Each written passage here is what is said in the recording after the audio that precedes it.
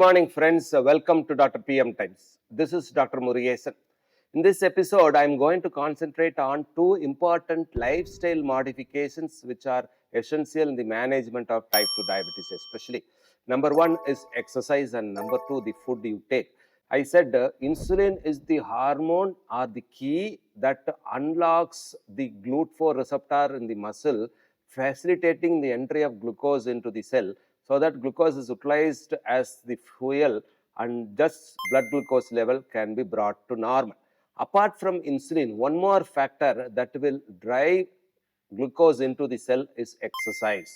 An aerobic activity of at least 45 minutes a day for 6 days a week continuously will decrease the blood sugar level or control the blood sugar level, and will decrease the requirement or dosage of drugs, whether it is drugs or insulin, whatever it may be. So exercise is very, very essential as an add-on or a primary therapy in getting the targeted blood sugar level or HbA1c level. The next one is the diet intake.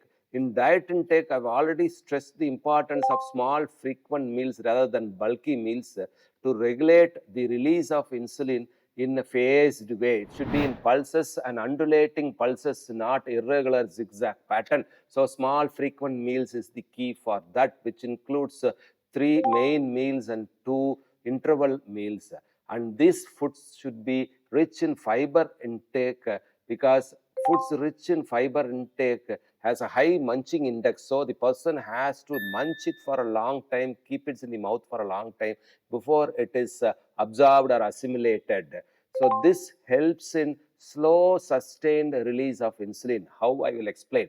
Instead of taking food rich in fiber, you take food where we gulp it or swallow easily. Say for example, the common khichdi you take, or kasari you take, or kanji, whatever which is in gruel form, you take it, it reaches the stomach fast and it will stimulate the pancreas also immediately. There is a peak in insulin level immediately after that. There is a peak in blood sugar level prior to insulin level rise, and this peaks is what harmful to the beta cell.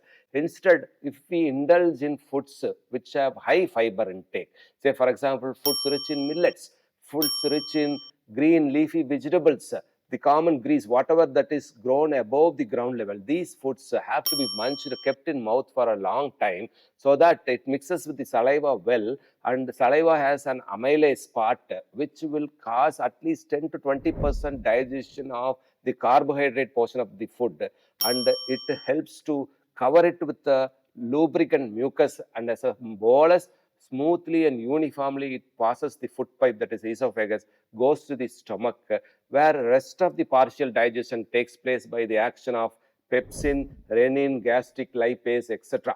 So by the time it reaches the proximal part of small intestine, the food is nicely coated, forms a semi-solid bolus with the mucus coat, so that it doesn't irritate the tract, cause mucosal damage as it passes through. Also, the partially digested proteins and fat, when it reaches the proximal part of small intestine, it stimulates the release of important hormones such as secretin, cholecystokinin, incretins such as GIP or glucose dependent insulinotropic polypeptide, GLP-1, that is glucagon-like peptide. What these hormones do is, these hormones decrease the gastric emptying time and also will stimulate the beta cells of islets of Langerhans to physiologically release insulin as pulses in response to an oral glucose load.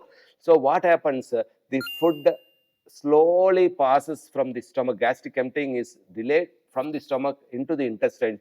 They are not digested, absorbed, assimilated easily and quickly. Slow and sustained absorption, causing sustained stimulation of beta cell.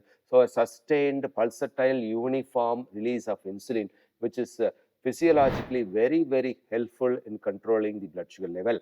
So the two key points are: indulge in aerobic exercise activity for 45 minutes a day and 6 days a week, and indulge in small frequent meals with high dietary fiber intake with high munching index.